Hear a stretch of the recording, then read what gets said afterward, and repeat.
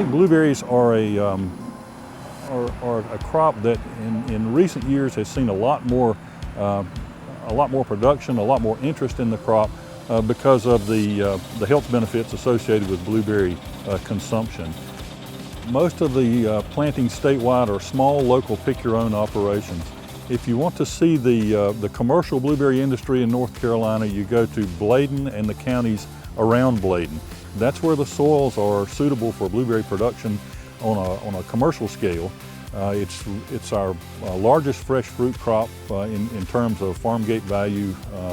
There's around 10,000 acres. The crop value at around 45 million pounds and $70+ million a year. So it's quite a large fruit crop for us in North Carolina.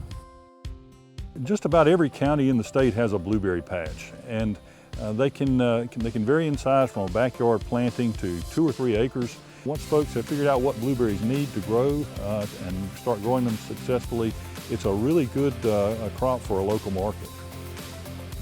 I think it's a really great opportunity for a lot of people around the state to produce blueberries on a small scale, and you can do it just about anywhere. And I think it's important for us in Extension to support those efforts because those are our local communities, our local growers, and it's income that's within the communities.